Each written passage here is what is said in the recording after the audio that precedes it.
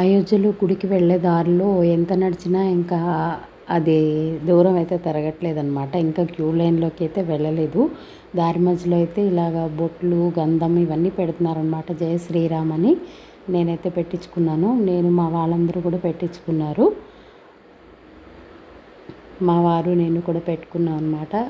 అక్కడ చెప్పాను కదా ఇలా బొట్లు, తర్వాత జయజయధ్వానాలు వీటన్నిటితో ఒక రకమైన హోలీ వైపు అయితే వచ్చేసింది. అందరూ కూడా చాలామంది జై శ్రీరామ్ అనుకుంటూ వెళ్తూ ఉన్నారనమాట.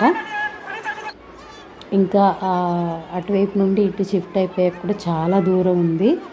ఇంకా నడుస్తూనే ఉంటున్నాం అనమాట. మధ్యలో ఒక దగ్గర ఆగాము, గట్టు మీద కూర్చున్నాం అనమాట. అక్కడైతే కొంతమంది హిందీ వాళ్ళైతే వాళ్ళతో జై శ్రీరామ్ అని చెప్పి వీడియో తీసుకుంటున్నారు. నేను కూడా మా వాళ్ళతో చెప్పించాను అనమాట. మాతో వచ్చిన మేడం వాళ్ళు కూడా చెప్పారు.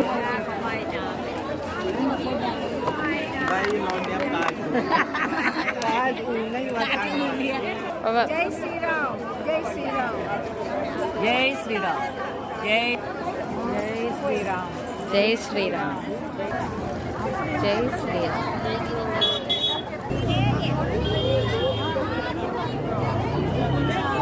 జై శ్రీరామ్. అదే మీరు డోకులు తింటాను అనుకుంటున్నాను. ఇంకా అక్కడ చాలా దూరం నడిచాం కదా, ఒక 10 మినిట్స్ కూర్చొని ఇంకా టీ తాగేసి మళ్ళీ నడక స్టార్ట్ చేసామన్నమాట. చెప్పాను కదా, ఒక యూటర్న్ లాగా ఎంత దూరం నడిచామో అంత దూరం మళ్ళీ రిటర్న్ నడిచాకే మనం క్యూ లైన్లోకి వెళ్తాం అనమాట. నా బెస్ట్ సజెషన్ ఏంటంటే, ఈ టైంలో ఎవరైనా ఆల్రెడీ ప్రయాణం అయి ఉంటే ప్రయాగ మాత్రం వెళ్ళొచ్చేయడం బెస్ట్. ఎందుకంటే ఈ శివరాత్రి ఇవన్నీ ఉండడం వల్ల అయోధ్య కానీ కాశీ కానీ వెళ్తే చాలా రష్ అనేది ఉంటుందన్నమాట. చాలా కిలోమీటర్స్ నడవాల్సి ఉంది. మనం దర్శనం కూడా ప్రశాంతంగా చేసుకోలేము. చూసారు కదా, గుడి ఎంట్రన్స్లోకి అయితే మనం వచ్చేసాము. అటు సైడు ఇటు సైడు ద్వారానికి అటు సైడ్ ఇటు సైడ్ ఈ రకంగా ఉన్నమాట. మధ్యలో ఒక నమస్తే సింబల్ లాంటిది పెట్టారు. అలాగే చాలామంది శ్రీరామ్ జెండాలు కూడా పట్టుకొని వచ్చారు. అలాగే చూసారు కదా, ఈ క్రౌడ్లో మిస్ అయిపోతామని చాలామంది ఇలాగా ఒక కండువా కానీ ఏదైనా బట్ట పట్టుకుని వచ్చిన వాళ్ళందరూ అదే బట్టని పట్టుకుని నడుస్తూ ఉన్నారనమాట, మిస్ కాకుండా.